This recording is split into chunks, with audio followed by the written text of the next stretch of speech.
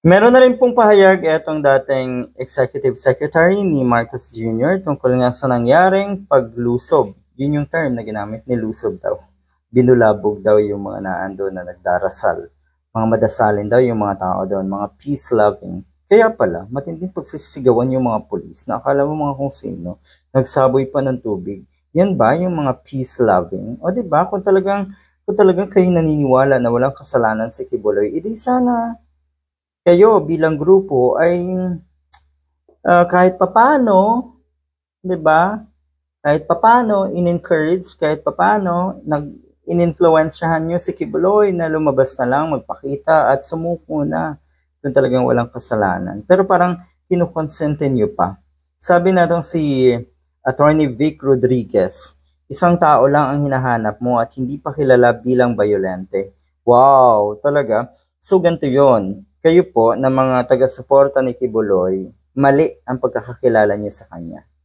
Ang yayabang niyo na kilala niyo si Kibuloy. Hindi. Dahil ang buong mundo ay kilala si Kibuloy bilang mapang-abuso. Dahil sa kanyang mga karumal-dumal na akusasyon sa kanya. O, tingnan nyo, most wanted. Tapos sasabihin nyo, hindi violente, hindi masamang tao. Ay, ano yun? Yan na ba ang definition ngayon ng mabuting tao? Mapang-abuso? Bakit po nabaliktad ang kaisipan natin? Sisilbihan mo ng warrant of arrest with a much number of state forces. O, walang problema doon. Wala naman atang nilabag na batas ang mga kapulisan.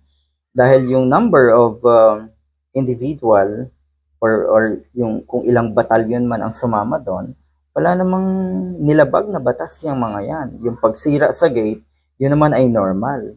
Pwedeng gawin talaga nila yon. Attorney naman to, siguro alam niya. Wala kang pwedeng masabi dito kung hindi excessive use of force ang ginawa daw. Ego tripping na rin ito. Yun. Di ba pinaghandaan naman daw? Sabi kasi ng Executive Secretary ni Kibuloy, matagal na daw nilang inaantay ang CIDG at PNP. O di naghanda nga. Siguro ilang araw bago mangyari ito ay tinipon na yung mga taong naandyan ngayon. Para nga gawing shield. Abay, ganun pala yun. Biro mo, ginawang shield, etong mga taga-suporta. Pumayag din kayo na maging shield at panangga kayo ni Kibuloy. Diyos ko, kawawa naman pala kayo.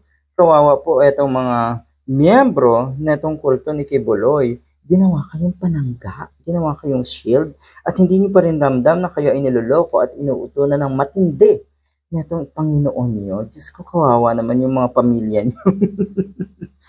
Kawawa po talaga, promise. Ako'y awang-awa sa mga taga-suportang ito ni Kibuloy na hindi mo mawari kung ano ang magiging kinabukasan. Good luck.